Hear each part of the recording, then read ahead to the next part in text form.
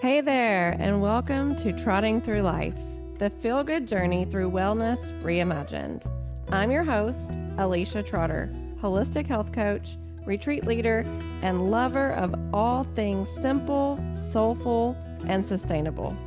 Each week, I'm here to share mindset shifts, wellness hacks, and down-to-earth tips to help you feel better in your body, your mind, and your life without all the overwhelm. Because wellness doesn't have to be complicated.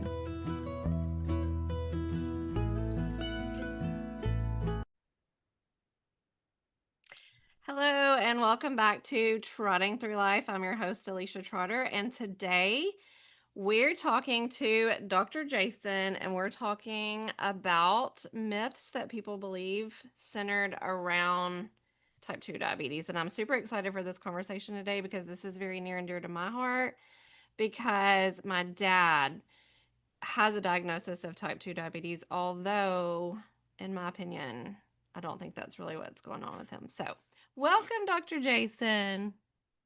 Yeah, thanks for having me. I appreciate having me here. Yes, welcome. I So, love having guests all the time. yeah, thanks. I appreciate it. It's so enlightening to kind of really get this message out because so many people have a belief pattern around type 2 diabetes that is not the full truth. So this is gonna be exciting.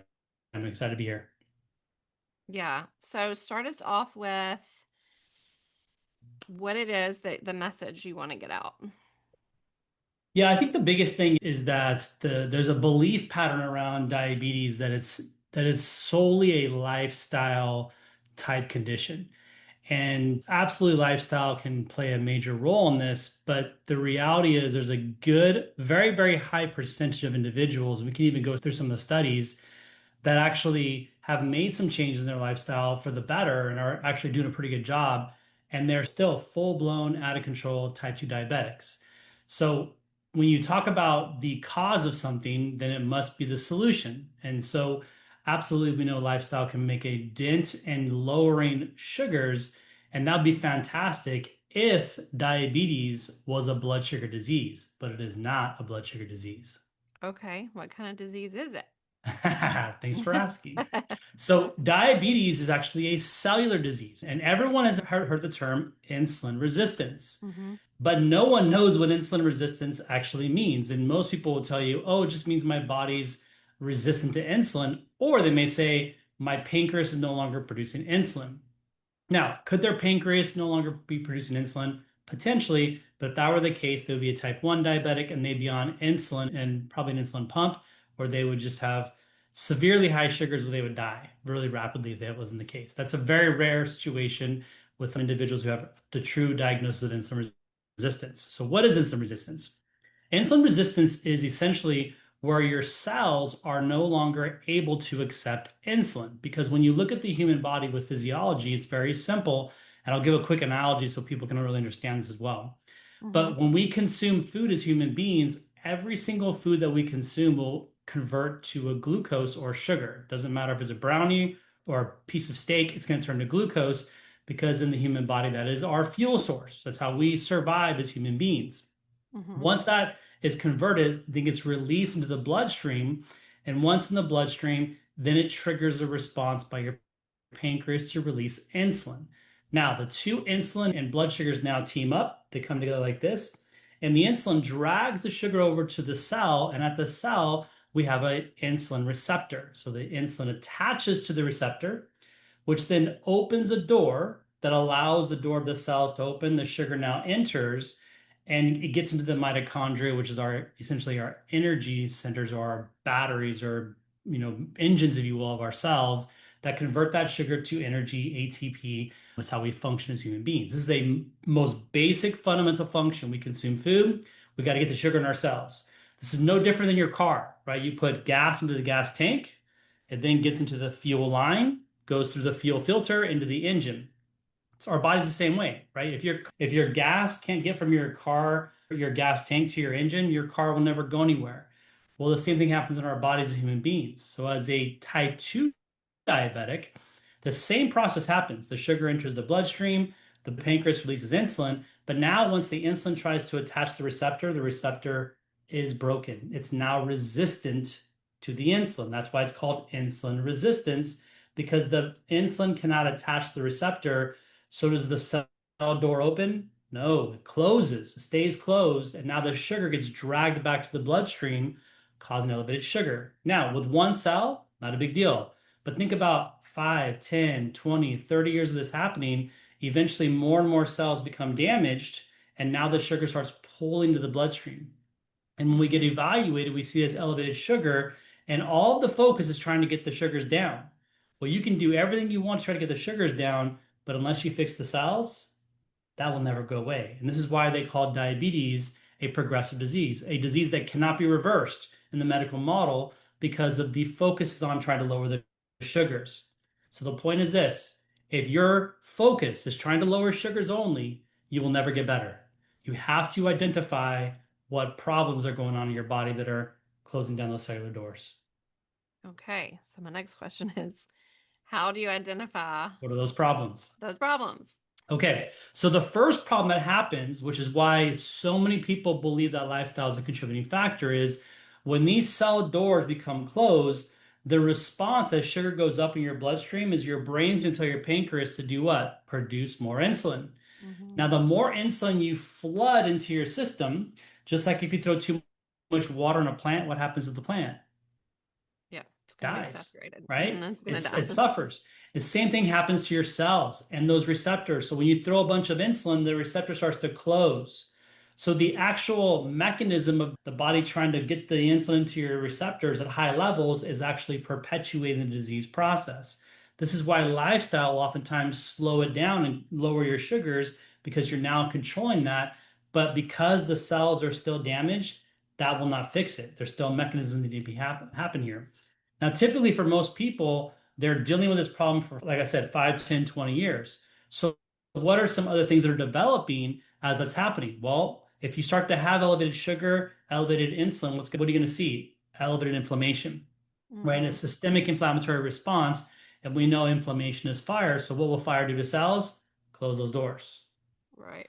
Now, as the same thing's happening, you're starting to impact different organs like your liver, your kidney, your gut, your thyroid can be impacted. So all these types of organs that are involved with blood sugar regulation also get impacted. They start declining in their ability to do their job. So those organs can now be impacting the cells and damaging the cells, affecting your blood sugar dysregulation.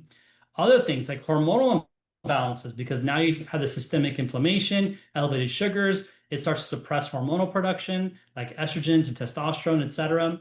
It can start to cause things like leaky gut and gut inflammation, food sensitivities, immune reactions like autoimmune diseases. I mean, it goes on and on and on and on.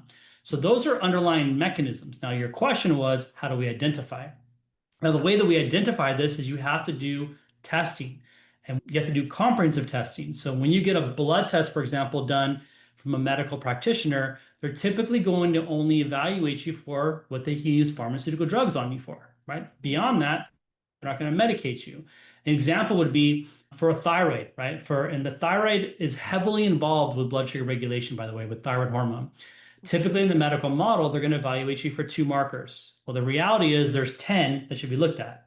And that's an example of doing a minor analysis because if one of those 2 markers goes out of range, they can now give you thyroid hormone, which is going to stabilize the thyroid markers, but it doesn't identify where the problem is. Is it within the thyroid or outside the thyroid? Because there's many mechanisms that are going on in the body with thyroid function. That's just one example. So Yeah. when you're not doing this comprehensive analytics, you're missing. And probably one of the most common ones that I see with individuals that are dealing with this cell disease that leads to a condition like diabetes is toxicities. Things like heavy metals, molds, and environmental toxins, things that we're exposed to on a regular basis. And unless we have a very efficient detoxification system, it's going to build Mm-hmm. up in our system, clog up our cells, damage the cells, and then they lead to diseases like diabetes. So these are types of things that have to be evaluated and unfortunately not done in a traditional medical model. Yeah, that makes a lot of sense. I know that there are a lot of markers on the thyroid that never get tested unless you Yep, find somebody in functional medicine who will yep, test all the, T3, free T3, reverse T4, all those things, the yep, TPO antibodies and everything. But typically on your regular lab, it's just the thyroid stimulating hormone. And Yep. And we maybe don't, free T4. maybe, yeah, we don't all fit into like this box. And so, like, for me personally, I know on that blood marker, it looks like my thyroid is fine. But I have symptoms that my thyroid is not fine because, like, hair loss, freezing cold extremities all the time. Like yesterday in Nashville, it was, 89 degrees and I had on a sweatshirt and Uggs because it was freezing. So, Yeah. Yeah. I'm like, my body's telling me that something is off here. And so I have found someone that does functional medicine. I'm going to get some deeper testing done. Awesome. Let's talk about my dad. He's diagnosed type 2 diabetes. He's not controlled with a pill. He tried metformin, that didn't work. Now he takes a sliding scale insulin. He wears a continuous glucose monitor. What would you recommend testing wise that he have done to see what's really going on? Because if you were to look at him, you would never think he was diabetic. He's small. He's not overweight. He's, typically, I mean, type 2 diabetics typically are overweight, but he's not. He's active. He eats good. The only thing he has going for him is hormonal decline because he's 72 years old. So, Yeah. And this is, by the way, that's probably the most common type of patient that we work with. We rarely see individuals who are obese or overweight in my practice because usually people are finding us because they've done all the stuff. They've done all the yeah, different supplements, medication, different dietary programs, ketogenic, paleo, carnivore, everything, and nothing seems to work. And gotcha. because these things are just one size fits all approaches, right? So if you're doing a good lifestyle and you're still diabetic, that means there's something else going on. So that means you have to get these proper analytics. So one thing I would do is I would take them through what we refer to as our root cause analysis, right? So we do a Mm-hmm. comprehensive blood test. In that blood test, we would test two things to identify for him. The first one is called C peptide. C peptide evaluates how much insulin your pancreas is producing on its own, not how much is in your body, because there's some that's going to be injectable, it's synthetic, but how much is actually Mm-hmm. produced by your own pancreas. Because if we look at that number there, and let's say the typical number is 1.1 to 4.0 or 4.5, 1.1 to 4.5. And so it sounds like a TSH marker, by the way, and was very similar there. So, but when we look at that marker there, if it's within that range, it's indicating that his pancreas is producing sufficient amount of insulin. So why is that a good thing? It's a good thing because now we've now identified that his pancreas is functioning normally. It's not an issue, which means if you start to identify why the cells are damaged and fix that, this person can get off insulin for the rest of their life. They no Nice. longer need it anymore because their body's producing it on its own. So that's a positive thing that we can see. The other things we look at is all the different organs that are involved in blood sugar regulation, the liver, the intestinal tract, the adrenal glands, the kidney, right, the thyroid, all these markers looking for inflammation, like all these things we want to identify, and this is on the blood work. The second one we do is a toxin panel. So things like heavy metals, molds, and environmental toxins, because again, oftentimes these toxins, someone could have been exposed to these 20, 30, 40 plus years ago that they're still in the body today. It may not necessarily mean it's an exposure today. It could be a latent exposure that are still impacting the cells. And as this builds up over many, many years and decades, the only thing that your father's age has to do with anything that's going on is the amount of time that's allowed to be problematic. That's Okay. it. His age is irrelevant except for the amount of time it's allowed to get to this place. And so once you can start to unravel what they are, and in our practice, most of our patients are going to have anywhere between 10 and 20 different problems that are contributing to those cellular damage. So think about this. In the medical model, they're trying to give you three recommendations: changing your diet, exercising, and eating and losing weight. Well, Mm-hmm. those could be mechanisms for sure, but what if you have 17 other problems? Well, yeah, you're Yeah. not going to get better. You're just going to get worse with time and thinking, I'm doing all the right stuff, because the belief is this is a sugar problem, not a cell problem. Yeah. That makes sense. And especially, mold and heavy metals. I mean, don't even get me started on how you can get heavy metals in your body. But, Yeah. and I'm sure that he definitely needs to look into that issue. And I know too that two people can live in the same household and one person can have mold affect them and then the other person doesn't.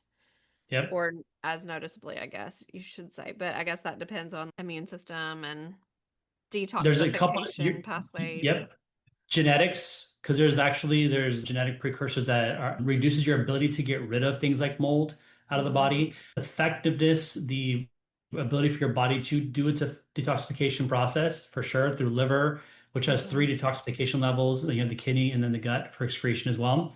And then you're right, the immune reactions as well. So if your immune system is already hyperreactive, or you have other types of conditions like, MCAS, which is the mast cell attenuated syndrome, there's a lot of different things that could be going on there that needs to be calming some of those things down. Underlying autoimmune conditions, right? All these things can be a component to this, which is why all these things have to be taken into consideration. So even if you have a person who has, let's say there's two people and they have the exact same profile of mold exposure, it doesn't necessarily mean that one person can feel fine, no issues whatsoever. The other one could be like in the deathbed, right? I had one patient that we were working with, mold affected her so bad she slept in her car because it was so severe, and she was like a canary in a coal mine, if you will. Like she'd walk into a place, there's mold here, I gotta go. It was that sensitive to her Hmm. body. So there are multiple levels of it to be looked into for sure. Yeah, and that makes a lot of sense. I mean, our liver is our largest internal detox organ, and Yep. just because we live in a world where we're surrounded by so many toxins on the regular, whether it's your laundry detergent or your cookware or where you live or Your whatever, water, municipal yeah, water. it's like overloaded. And if Yeah. you don't do regular detoxes or don't have drainage pathways that are open before you try to do a detox, I mean, it can really, you know, not go well. But I'm betting that I'm wondering if mold is an issue for him because I went to a condo in Florida a month ago, and when I walked in immediately, I was like, oh, there's mold in here.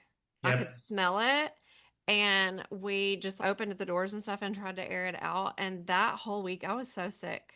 Yep. I was coughing my head off. But when we'd be out at the beach in fresh air and everything, I was fine. But Yeah. my girlfriend that stayed with me, she didn't have any problems.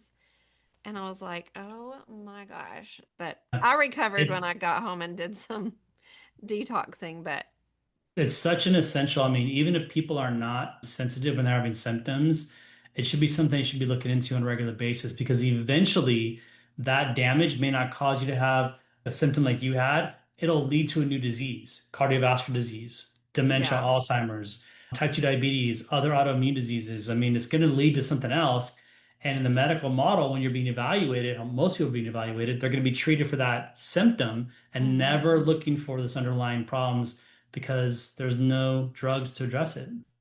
Yeah. And I feel too, we've gotten away from looking at people as a whole. Yeah. We look at a system or we look at a symptom. And if there is a drug to give them for that said symptom, then it's okay, here you go, move on.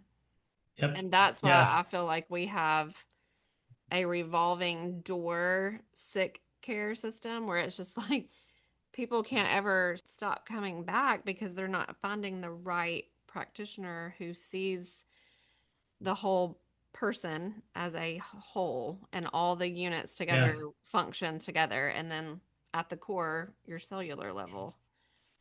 Yep, and it's interesting because a lot of people believe they're going to find that diamond in the rough. They're going to find that one physician who's going to help them look at that. But the reality is you're not Hmm. because that you're basically asking a physician to go against everything they have been taught and learned and have spent $500,000 or more and 10, 20 years of their life to learn a certain system. You're asking them now to change that. That's going to be a rare occasion. I mean, we do have some people like Mark Hyman, you've Yeah. got Jill Carnahan, you've got some of those individuals who have done that because they experienced it for themselves. They had their own health issues. And they're like, I can't go back to what I was doing before. It's not going to be authentic and ethical. I have to start doing these other ways of doing things. But if you're looking for a traditional medical doctor, you have to look outside the box. You have to Hmm. go outside the box. You have to look for someone that's a functional medicine practitioner. And unfortunately, people are like, well, I'm going to keep looking. I'm going to keep looking. I'm going to find that one person. You're going to be dead by the time that happens. Like, Hmm. it's not going to occur. Yeah. And I find this really irritates me. So people that leave that model and they go into functional medicine, they typically will do, like, a lot of people are now doing like a concierge service or whatever because Yep. they don't do insurance. And people get so hung up on well, they don't take insurance. And I'm like, Yeah.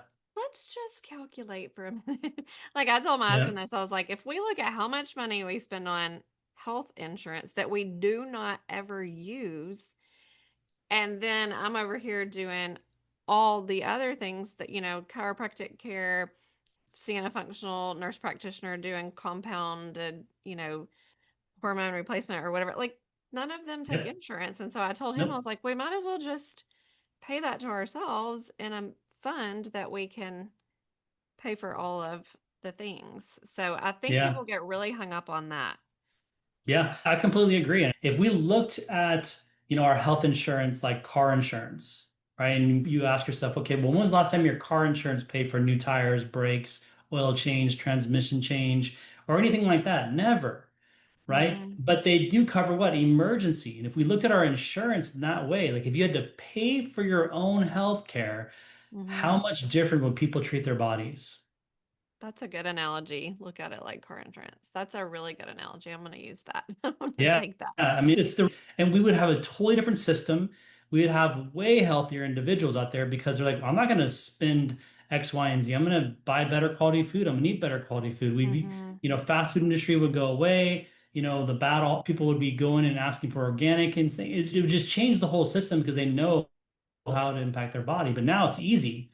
Well, I got to go just pay a copay and pay, for this. I guess I take this drug every single day and I have to change my lifestyle. Psh, I'm all in, and Right. it's set up for failure. But someone mentioned this to me one day, and I was like, "That's such a brilliant way of thinking about this," because the medical model is trying to retain patients. Mm-hmm. Functional medicine is trying to get rid of them, Mm-hmm. Mm-hmm. right? And when you think Yeah. about it that way, which option would you prefer? But the thing is, people prefer easiness and cheap, Yeah. right? Why else would fast food still be available to this day? Right? Because Mm-hmm. there's no nutrition value. I mean, there's been so many people have bought a cheeseburger from McDonald's and kept it for 20 years and looks identical to when they bought it. Like that's not Yeah. what should happen with food. Even if you put a piece of steak out there, it would be rotted and nasty and green and everything because it rots. But then they're like totally comfortable eating that because of the ease and the Mm-hmm. cost. So, I remember going on a trip. We went to Switzerland, gosh, like 10 years ago, and we were at the train station and we were looking to get some food. And and again, I'm not trying to advocate for alcohol, but the wine was $2 a bottle, like a full bottle of wine. And Yeah.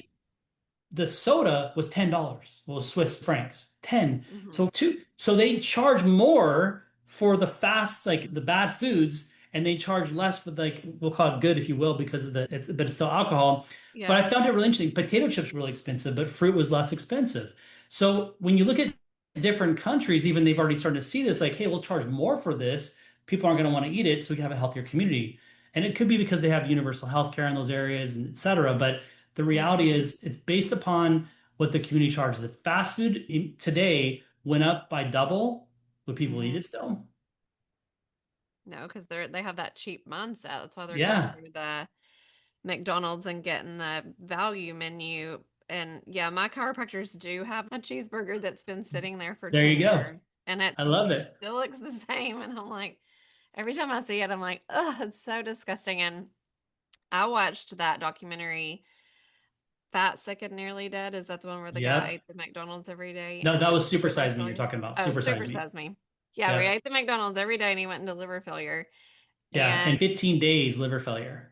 oh, terrible. And I Yeah. made my children watch that when they were little, and we never ate McDonald's. They were with a friend one time, and the mom took them through the McDonald's drive-through, and one of my kids started crying, and she was like, "What's wrong?" She was like, "I can't eat here." Yeah. Same.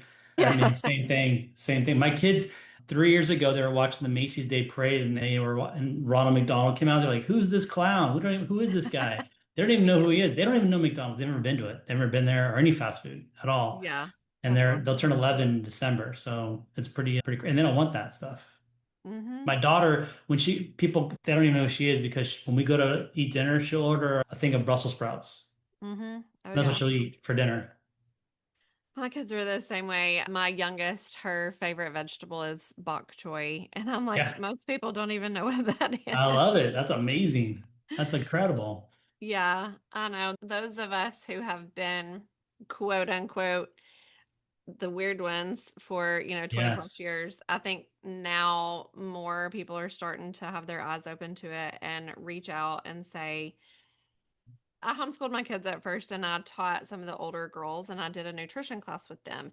And now those girls are getting married and they're starting to have their own kids and they're like reaching out to me and asking me like, okay, when you did this or that or and I think that's so great. I'm like, that means a lot to me that you are To- wanting to do things better Totally, totally. because it's going to start with this generation of, my kids are 21 and 18 and they were raised the weird ones in which I took everything with me when they competed in gymnastics and stuff. And it was so sad to see the concessions. Like you're feeding these little athletes this food and I expecting their know. bodies to perform.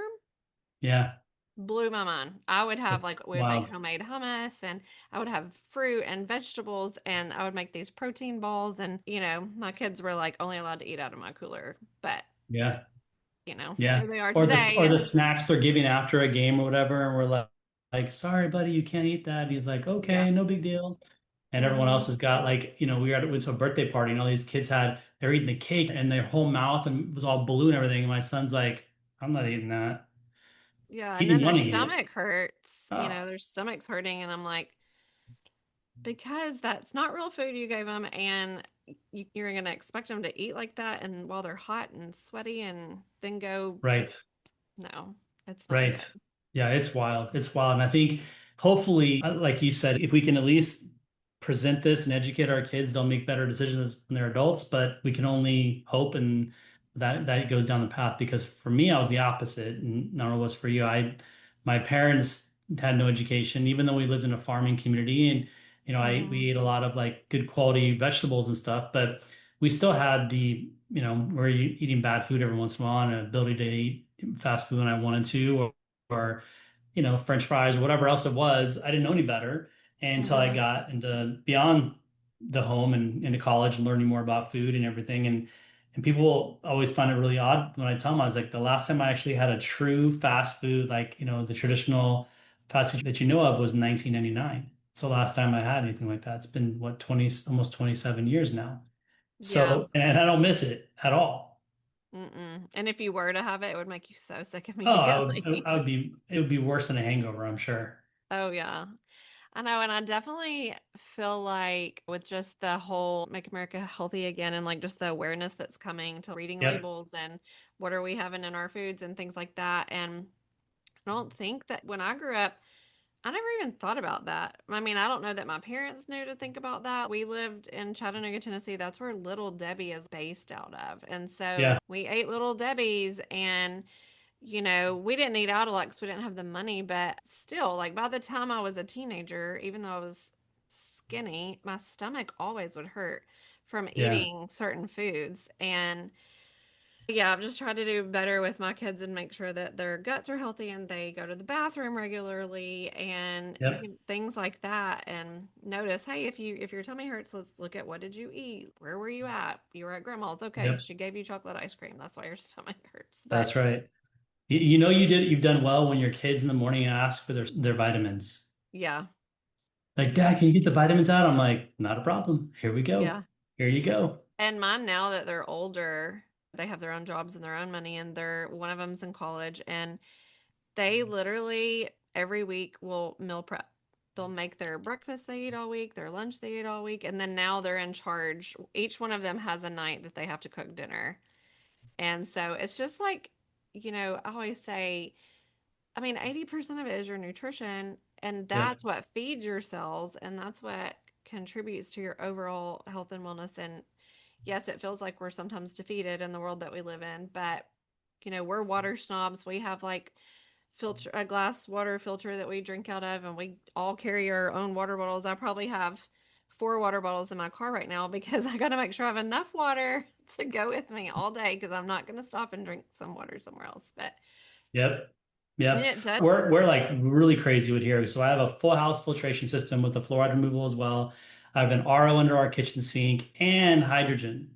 So we RO it first and then we add the hydrogen to it afterwards so we can drink straight from the spout hydrogen water.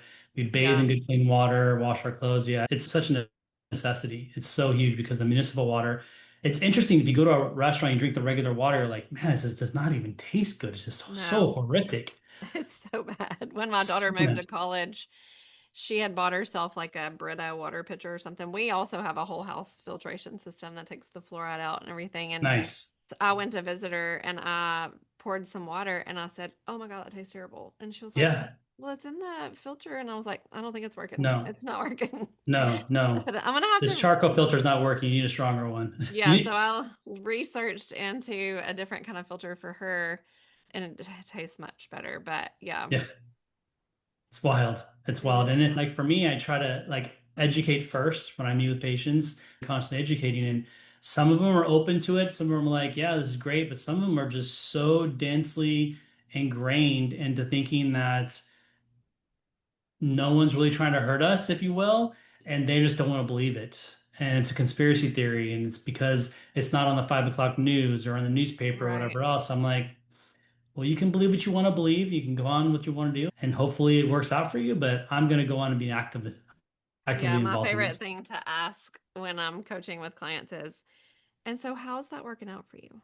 Yeah, Like that's a great one. I love everything it. that you're doing that you just told me about, and I just took notes and the page is this long, Yeah, it doesn't seem like it's working out that well for you. But yeah, if you're open to taking a look at something different, and we can do baby steps if you need yeah, to, because it is overwhelming and it is expensive, yep, yep. but it's worth it. And once you make the initial investment in the water filtration system, it's going to pay for itself. 100%. I mean, we bought ours in 19 and we're now 7 years with it, I guess.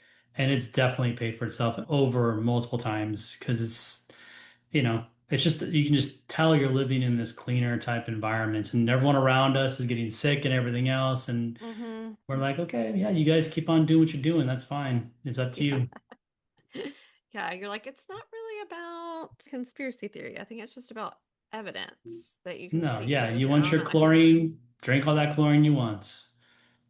And Mm-hmm. and Yeah. the worst part about it is now the piping system. I'm not sure if they're doing it in Nashville or not, but here in California, they're using it's called PTEX, or it's called, I think is what it's called, Mm, where it's like the plastic, so it expands and it contrasts much easier. The yeah. problem is when you add chlorine to that, it shoots off gases, and so you get off gases come into the water, into your showering, bathing, drinking, cooking, and it's just people don't have no idea it's even happening. Yeah. No, we have that here because when you said that word, I'm like, yeah, I've heard that before. Yeah. It's Yeah. they're getting away from all the copper piping, which is probably better, but it does have its negatives as well. And if you don't have a good filtration system in, the Mm-hmm. full house one was what I recommend typically, then you're going to be consuming these things and you're just going to contribute to poor health. Because like you said, food is massive, but also what you're drinking, right? It's like it creates the Mm-hmm. better environments your body is can have its healing capacity. But if you're bringing in bad water, bad food, you're just declining your body's ability to do its job and you can't be surprised if you get sick. Like I always tell people, I'm like, you're going to continue this way. You cannot be surprised. It's no one's fault but the person in the mirror because you know what you should be doing. I can't force you. I'm not Jillian Michaels. I'm not going to come to your house and throw your food in the trash. You got to do it yourself. And it's up to Yeah. you when you're ready for this. And that's probably the biggest thing I always tell people when I'm meeting with them. Like, listen, the first step in reversing diabetes is not making a change in your lifestyle. It's not eating, drinking better. It's not us identifying what the cause is. The first step is 6 inches between your ears. Are you motivated and are you willing to do whatever's necessary? Mm-hmm. Because if you are, then you're going to reverse this. But if you're not, if your why is not big enough, then you're going to stop. You're going to fail. You're going to go back to what's easier, and then you're going to continue to progress. Yeah, I just had this same conversation with a client this morning. I was saying everything that you decide to do starts with your mind. If your Yeah. mind is ready to make a change, then you will do it because it's important Yep. to you. Yep. And Yep. if your mind wants to come up with all the excuses why you can't do it, then it's not important to you. And until it becomes important to you, you're not going to make it happen. And yeah, Yep. we can't come into your house and throw all your food away nor am I going to. But a lot of times I have to tell people, hey, I don't think you're ready. Yep. I've Ready? done the same. I've done the same. Yeah. Absolutely. Because I'm not, for us, like, I'd rather say no to somebody. This may sound a bit selfish than to impact our statistics of how many people you actually get better. Mm-hmm. Because for me, I don't want someone to start with us and quit within a week or two or even a month because it's too hard or there's too much going on or, I have to do this or whatever. I'm like, well, okay, well, think about how much harder that's going to be if you're blind or Yeah. if you've lost a leg, or if you've had a heart attack or a stroke and half your body is now paralyzed. Mm-hmm. Like, are those things going to be still a priority for you, or is it only going to be a priority for your own health when those things happen to you? Right? Yeah. Because those Which, things are highly likely to happen. yeah. And then it becomes 10 times harder when half your That's right. body is paralyzed, if you're Yeah. blind. I mean, Yeah. You think it's hard to eat this way right now? Oh, you want to know what's hard? Trying to get around with one leg. That's yeah. hard. Having to go for dialysis 3 days a week, 3 hours at a time. That's challenging. Mm-hmm. Eating this way is not challenging at all. It's just taking you out of your normal and you're making it more challenging than it has to be. Yeah. 100%. So do you work with people only in your area, or do you work with people like telehealth or? Yeah, we work telehealth. We're all over the country and basically all 50 states. Some of the states like New York, New Jersey, and Rhode Island are a little more challenging because some of the state laws there are a little more challenging. But it's still possible we can work with there. It's just some workarounds that we have to do. Mhm. But every other state, we can work with them virtually, and we do all across the country. Okay, awesome. Well, thank you so much. This has been a great conversation. And Yeah, I'll get your information and I'll put it in the show notes. So if you want to reach out to him and work with him, then I'll have his information in the show notes and you'll be able to do that since he can work with you pretty much anywhere in the country, which is so nice and very good, especially if you cannot find someone in your area that you can see in person. And thanks to COVID, everyone knows how to use Zoom now. So, that's 100% accurate. Yep. yeah. Well, thank you so much for being on today. I really appreciate it. I've learned a lot, and I'm really going to encourage my dad to get connected with you to see what's going on with him Amazing. on a different level and see if we can get him healed from this. And because his lifestyle is good, it's not the lifestyle. Yep. There's more So, to it. And once you get the testing done, you'll start to really identify what's really going on. And it becomes very eye-opening that mm-hmm. so many things have been missed because traditional testing doesn't find a lot of this data. Yeah, and it makes sense. Okay, Amazing. well, thank you so much. And if y'all are interested in contacting him, I'll put the information in the show notes and you can reach out and see how y'all can work together. So, Appreciate it. Thanks for having me on today. yeah, until next time, bye. Thanks so much for trotting along with me today. If you loved this episode, be sure to follow the show and leave a quick rating or review. It helps more people find their way to simple, feel good wellness. I'll see you next Tuesday for another episode of Trotting Through Life. Until then, take a breath, take a step, and keep it uncomplicated.